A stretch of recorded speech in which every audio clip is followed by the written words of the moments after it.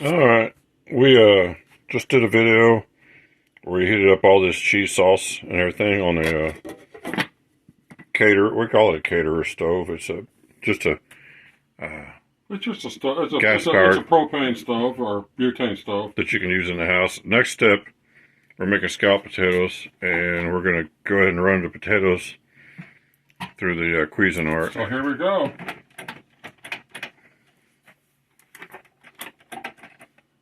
Plug it in. And it should do a quick job. Oh, it'll be quick.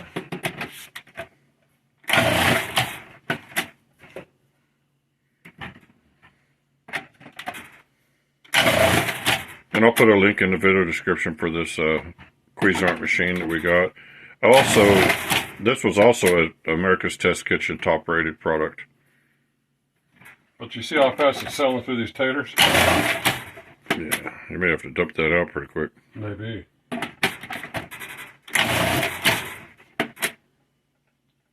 Okay, hold on. Let's take a look, see here. It's probably starting to fill it pretty good. That thing is sharp as a Yeah, you want to be careful with the blades. Sure enough, They're not playing around. So here's what we got so far for the potatoes. You don't have to get 100% out. Just well, and usually, as you can tell, they are sliced real good. Yeah, we're going to have to go through and sort those. It's a lot faster and more precise than cutting them by hand. Oh, yeah, cutting with a knife, this would take a long time with a knife. But with this, it just takes basically seconds. Yeah, we use it a lot of times for tomatoes and onions for like burgers and things. It cuts them. Does an exceptional job. Cuts them nice and thin and even.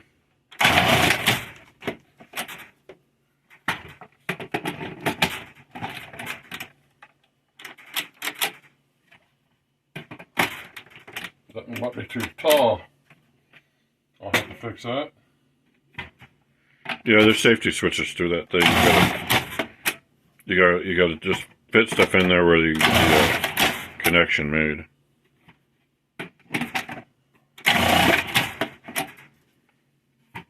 If you want to, just stick it in there sideways and make some long pieces. It won't hurt anything. Make it kind of oddball.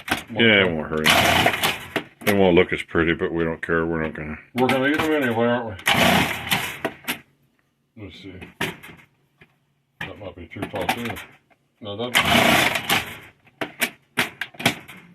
Got it done. Okay. All right. Hold on here.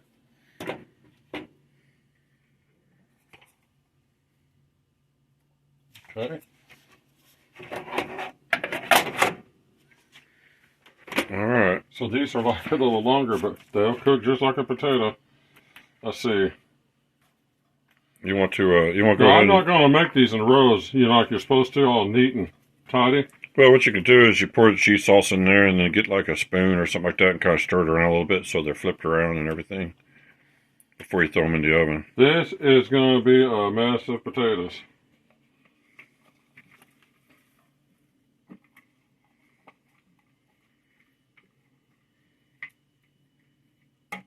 You know what? Keep the camera going, but just set that aside and I'm gonna set it in the sink. All right, we'll build this up real quick and then let those soak a few minutes. Just keep the camera on. I think we can.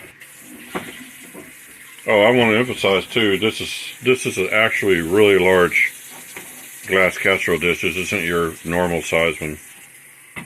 It's quite a bit bigger. It's an extra large one. So. Yeah, just lay them out pretty good. They ain't going to be laid out pretty, but they're laid out. Just pour the cheese sauce in nice and slow and even, and then we'll get a spoon and we'll rearrange the potatoes until we know they're completely coated. They're already looking good. You could bake them with some salt and pepper on them and just have potatoes. Okay, let me see here. Proper spoon that'll kind of. Yeah, this could get a little messy. It could be. All right. Don't necessarily put it all in. You want to have some for. You're gonna have to work with this a little bit. Now, we're not even making a meat dish with this because we really just want some potatoes. Don't ask me why, but every now and then you get this notion like, I want some potatoes. Stir that all together real quick, and then I will once I get it all in. And then we'll maybe save a little to put on the top. Oh, there won't be no saving. All right. It's all gonna get in here. By the time you get this stuff heated up, the cheese will melt right down through the potatoes and get to the. It won't be where there's not cheese everywhere. Whether you blend it or not, the cheese will melt and run everywhere. There's milk and stuff in this cheese, so it's gonna. Yeah, we had a first video showed what we put into the cheese sauce. Yeah, it was remember, really this simple. is a part of a 3-part series. The third part's gonna be when we yank this out of the oven. You'll see how it turned out. Yeah, just let you see the final thing. I can already tell you in advance, it's gonna be beautiful. Yeah. You're gonna be wishing you're over here having. You might redistribute those, and then I tell you what, I put it in the oven for a while, and I put that cheese on. The shredded cheese, I wouldn't necessarily put that on right at the start. I'd let it cook for a while, and then take it out. Here. See if this will. Just be careful because it's gonna be messy. Let's see if I can kind of. Now, those of you out there that are proper cooks are probably getting really irritated watching. Like, what is these idiots doing? Watching what we're doing right now, because it's just like, oh no, you're doing it wrong. Well, we probably are, but.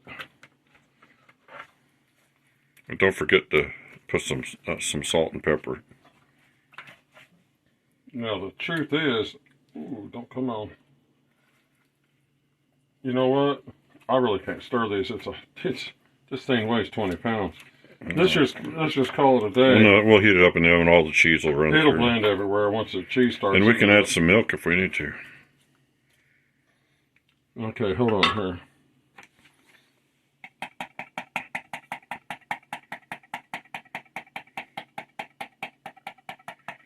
Alright, and we're going to just top it with foil. Oh, and I'm going to tell you guys something.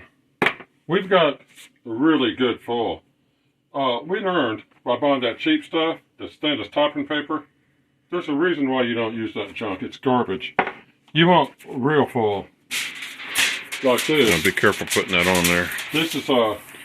And we're gonna put the foil in there, and then after a while in the oven, we're gonna take it out.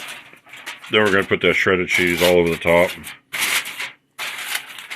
Now we're not going to show every step of the way. No, it's going to be in the oven a while.